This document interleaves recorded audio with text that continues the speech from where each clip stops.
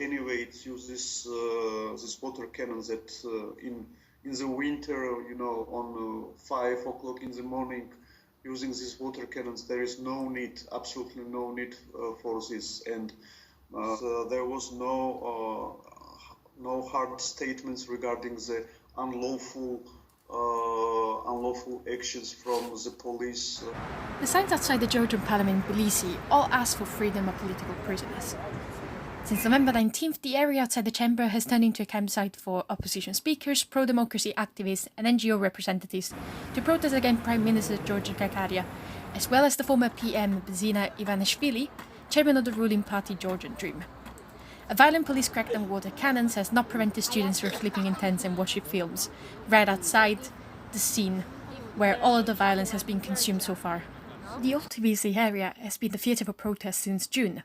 Protesters are pushing to anticipate an electoral reform which would introduce proportional representation in the political system.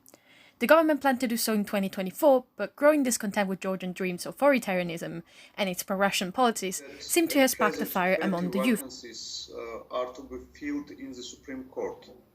And prior to this constitutional amendment, the Supreme Court judges were appointed for a term of 10 years. But right now it's lifetime appointment. Like NGOs, those who are working on independence of judiciary, we're all trying to push for changes and to not let the government, current ruling party and this clan to appoint those judges that will be easily manipulated by them.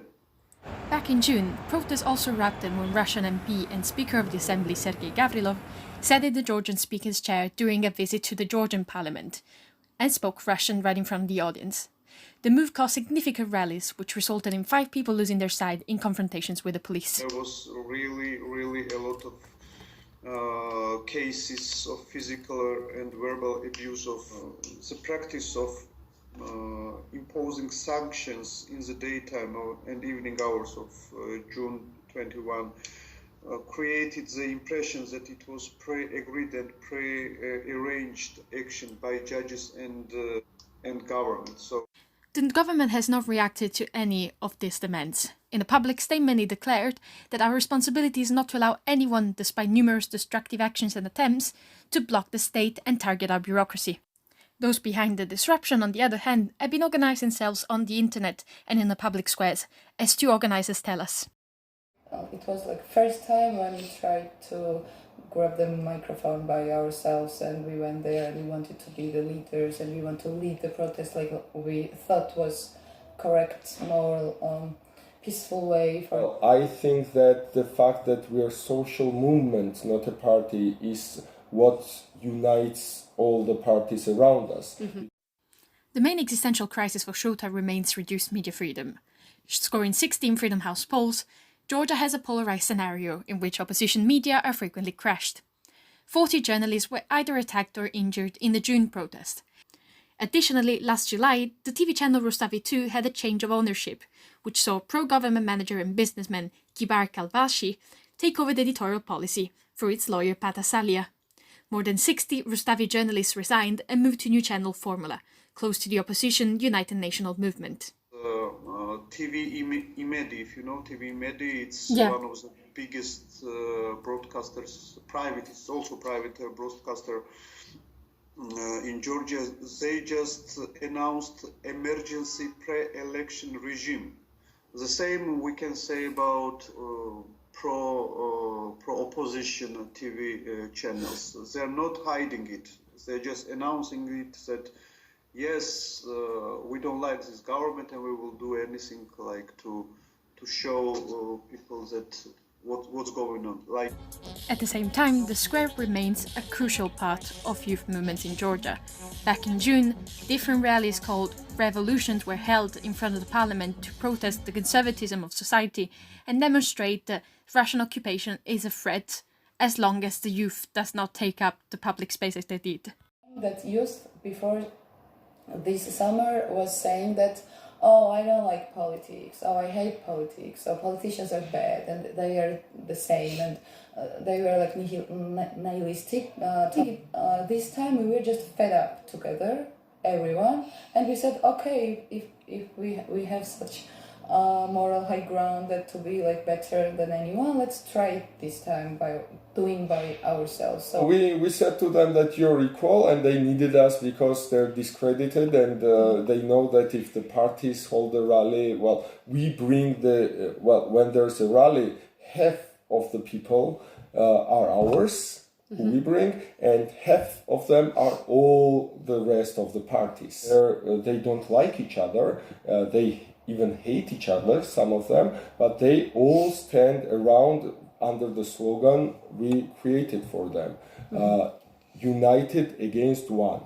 I mean, we are all about unite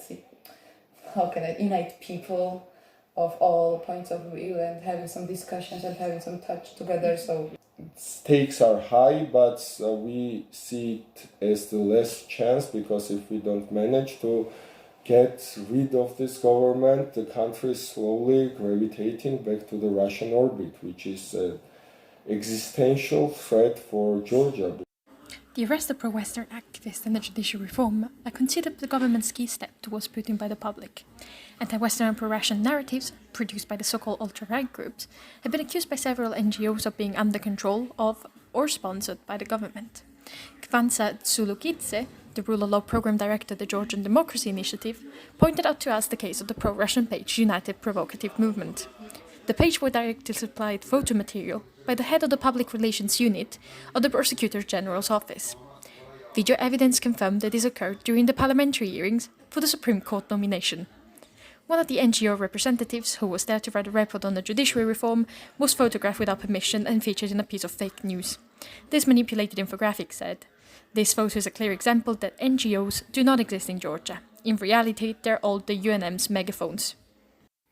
Furthermore, Georgian Dream leader and former PM Ivanishvili began his business ventures in Russia, in which he developed strong economic and personal ties. His strong oversight over the party and his having personal partners appointed at various levels of power have sparked fears of Russian commercial and political influence coming back to Georgia, years after the collapse of the Soviet Union. To make things worse, the Abkhazia and South Ossetia region are occupied by Russia since 2008.